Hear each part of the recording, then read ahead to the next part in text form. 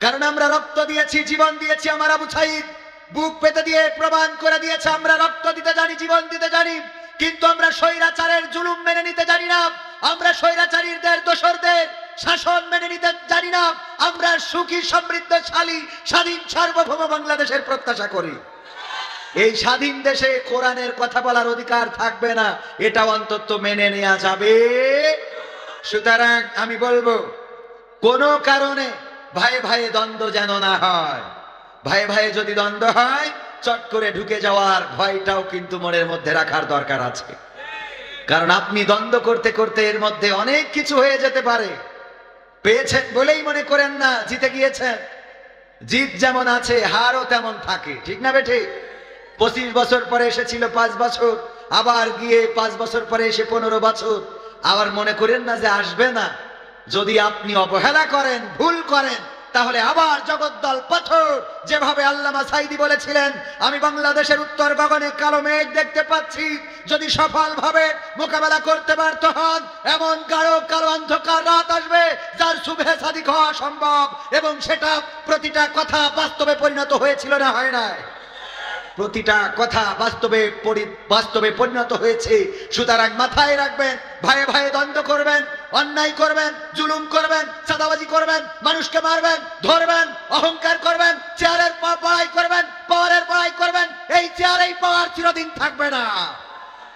যদি ন্যায়ের পথে থাকতে পারেন, রহমত আসবে কার? যদি অন্যায়ের পথে চলেন, গজব আসবে কার? ক্ষমতায় কেউ স্থায়ী হয় না, হোক না সেরেনা কিবা হাসিনা, চেয়ারটা চিরকাল থাকে না। ঠিক না বেঠে? যারা ঠিক বলে না তারা বিশেষ গোষ্ঠীর দালাল। ক্ষমতায় কেউ স্থায়ী হয় না, হোক না সেরেনা কিবা হাসিনা, চেয়ারটা চিরকাল থাকে না। মুজিবুর বেশি দিন থাকেনি, জিয়াউর কেউ তো রাখেনি। মুজিবুর বেশি দিন থাকেনি, জিয়াউর কেউ তো রাখেনি। এরশাদ চলে গেছে পৃথিবী ছেড়ে, এরশাদ চলে গেছে পৃথিবী ছেড়ে, কেউ আজ তার কথা কয় না। ক্ষমতায় কেউ স্থায়ী হয় না, হাসিনা ক্ষমতা ধরে রাখতে আয়না ঘর বানিয়েছিল। জনগণের রোশনালে দাদার দেশে পালিয়ে গেল। হাসিনা ক্ষমতা ধরে রাখতে আয়না ঘর বানিয়েছিল। জনগণের রোশনালে দাদার দেশে পালিয়ে গেল। ডিবি হারুনের পাশে আর, ডিবি হারুনের পাশে আর পরিমণিদের দেখা যায় না। ক্ষমতায় কেউ স্থায়ী হয় না, হোক না সেরেনা কিবা হাসিনা, চেয়ারটা চিরকাল থাকে। চেয়ার চিরকাল থাকে না, এটা সবাইকে বোঝার দরকার আছে না নাই? আমরা সবাই যদি এটা বুঝি, পৃথিবীটা সহজ হয়ে যাবে। কারো প্রতি অন্যায় করব না, কারো প্রতি জুলুম করব না, কারো প্রতি অবিচার করব না। যার ন্যায় বিচার যদি সে আমার শত্রুও হয়, ন্যায় বিচার পাওয়ার অধিকার তার আছে না নাই? সুতরাং ন্যায় বিচার থেকে কেউ যেন বঞ্চিত না হয়, সেদিকে সবাইকে সজাগ দৃষ্টি রাখতে হবে। আমার ছাত্র জনতা রক্ত দিয়েছে, জীবন দিয়েছে, শহীদ হয়েছে, হাত হারিয়েছে, পা হারিয়েছে, চোখ হারিয়েছে, কেউ হাসপাতালের বেডে এখনো পড়ে আছে, কাউকে চিকিৎসার জন্য, উন্নত চিকিৎসার জন্য বিদেশে নিয়ে যাওয়া হয়েছে। এরা সিদ্ধান্ত নিয়েছিল বাংলাদেশে মানুষের কথা বলার অধিকার ফিরিয়ে দেবে, বাংলাদেশের মানুষের বঞ্চিত অধিকার ফিরিয়ে দেবে। এই জন্যই তারা সিদ্ধান্ত নিয়ে রাজপথে নেমেছিল। আমাদের ছাত্রীরা বলেছিল, সামনে স্বাধীনতা, পিছনে পুলিশ, সুতরাং আমরা স্বাধীনতার দিকে এগিয়ে যাব, পুলিশের দিকে নয়। এই স্বাধীনতা যেন আমরা হরণ করে না ফেলি। মনে থাকবে ইনশাআল্লাহ? মনে থাকবে? স্বাধীনতা মনে থাকবে?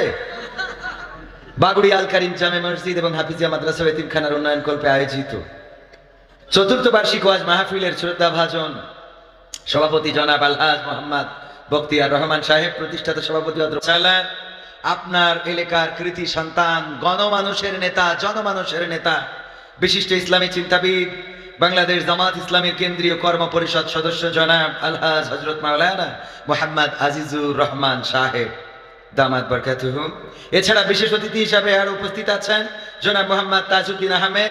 একটা নাকে ফুটাই পর্যন্ত একটার উপর মুখ উঠেছে, একটা গোপ বানায় ফেলিছে, আছে না নাই? অথচ তার চিকিৎসা করার টাকা, আবার দেখেন টাকার মালিক, কোটি কোটি টাকার মালিক, একটা সন্তান হাসপাতালে যেয়ে বলে চুরি চাপটা করে হলু দাও 5 লাখ টাকা দেবো। অনেকেই আছে চুরি করে সন্তান দিয়ে দেয়, আচ্ছা দেখেন সব আছে, বাচ্চা দেয় না। তো আল্লাহ আমাদের এই জাতীয় মুসিবত থেকে মুক্ত করেছেন, আল্লাহ শুকরিয়া আদায় করবো না? আলহামদুলিল্লাহ। যুবকেরা মনে করছে বাচ্চা তো দূরের কথা, বিয়েই তো করতে পারলাম না। আরে বাবা, শুকরিয়া আদায় করলে একটা না দুটো বিয়ে হবে পাগল। আল্লাহ বিয়ে দিতে পারে না, পারে না? আল্লাহ যদি বিয়ে দিতে চান গাদার তলতে বের করে বিয়ে দেবে।